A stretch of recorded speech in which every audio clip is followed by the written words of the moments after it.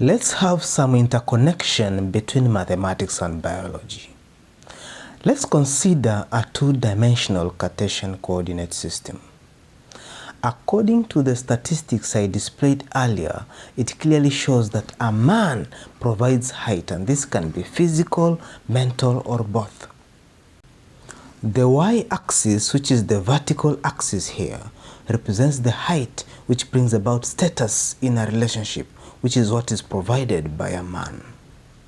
The x-axis, which is the horizontal axis, represents what is provided by a woman, which is that of a helper. Notice something here also, that height, which is the y-axis, comes with specialization, which is inbuilt in man's nature of focusing on one thing at a time. The horizontal, which is the x-axis, comes with multitasking, which is inbuilt in female nature of doing so many things at the same time. Remember, a helper doesn't run the show. That is why men marry women they can share their height with, that is status, the hypogamous nature of males, and women seek to be married to men with status that they can share their horizontal with, the hypergamous nature of females. And that is why a king can automatically make his wife a queen, but a queen does not make his husband a king. And this is because men don't gain status from females. It has never happened, and it will never happen. And again, that is why you will always see a woman in power all by herself, but the men with their wives. This is observable reality, and it's rooted in nature. The man in this regard knows that he has no place and platform because he hasn't worked for it, so he stays in his status environment. Have you ever asked yourself why when a woman is married, she automatically takes the surname of the husband? Let's consider the biological law of the sex chromosomes that define an individual's sex, the X and the Y chromosomes in humans. Females have XX sex chromosomes, while males have XY sex chromosomes.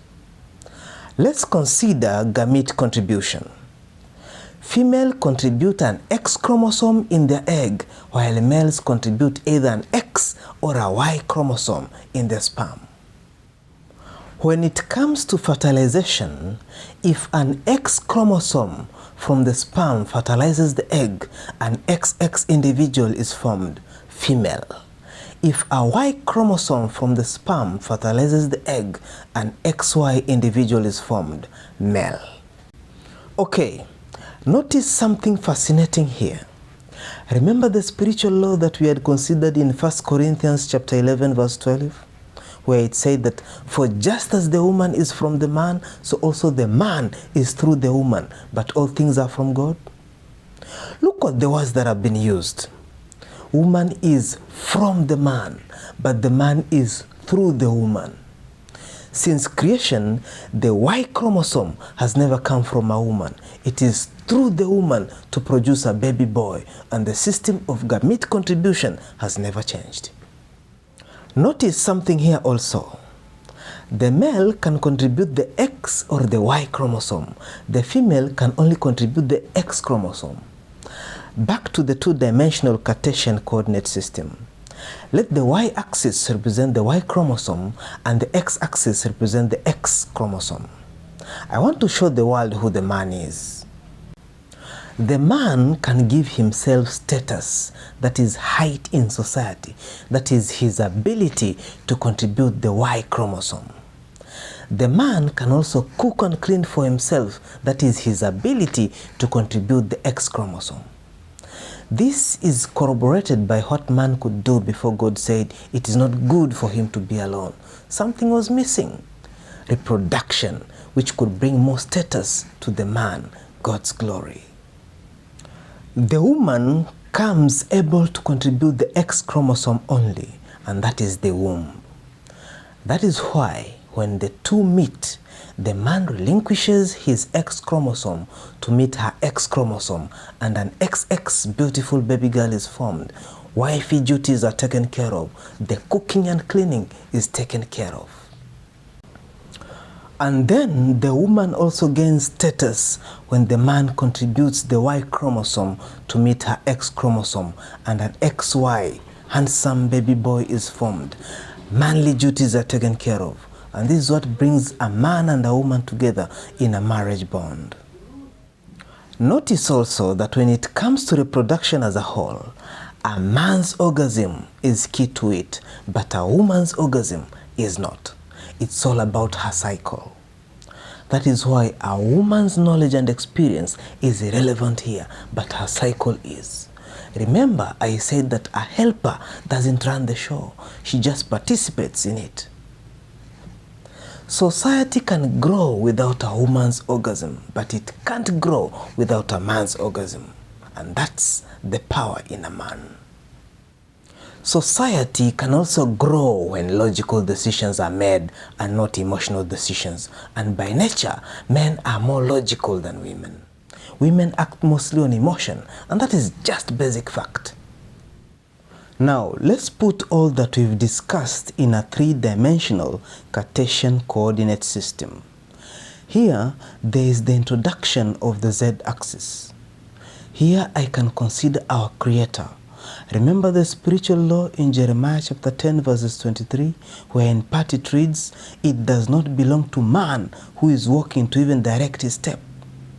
As humans, we need knowledge from another source, and that is why there is the Word with plenty of spiritual laws to guide us. Now the Y-axis and the X-axis lay horizontal in the eyes of our Creator, and in order for this marriage to work and to move from point A to point B, we need to understand the mind of the Creator on how to operate 100% in our purposes. For instance, according to the spiritual law in Matthew chapter 19 verse 6, it talks of what marriage should be. It reads, "So that they are no longer two but one flesh. Therefore, what God has yoked together, let no man put apart." I looked at the meaning of the words one flesh, and this is what it means in Hebrew. A complete, inseparable unity between husband and wife that goes beyond the physical. And this is why I've got huge respect for the institution of marriage as had been instituted by the Creator from the very beginning, and the only institution where man and woman can share their purposes with each other with equal rewards. And this is the foundation of growth in any society. As pertaining to how the Z-axis can uplift the union of the X-axis and the Y-axis from point A to point B, you can find in the spiritual law in Ephesians chapter 5. But for the sake of my discussion, let me consider a few verses here. Verses 21. "Be in subjection to one another in fear of Christ." What does the word subjection mean? In biblical terms, it is the same word as submission, which means recognizing and honoring God's established order by placing oneself under the authority of the other. You remember the headship order? Verses 22. "Let wives be in subjection to their husbands as to the Lord." Reason, verse 23. "Because a husband is head of his wife, just as the Christ is the head of the congregation, he being a savior of this body." Verse 24. "In fact, as the congregation is in subjection to the Christ, wives should also be to their husbands in everything." Verse 28. "In the same way, husbands should love their wives as their own bodies. A man who loves his wife loves himself." Verses 33. "Nevertheless, each one of you must love his wife as he does himself. On the other hand, the wife should have deep respect for her husband." Notice something here, that feelings aside, the word must has been used, and should have. These are not just acts of feelings, but acts of function, needs. Needs are not always available. For instance, basic needs like food, shelter, and clothing. We do things we don't like to achieve them. Jobs we don't like to achieve them.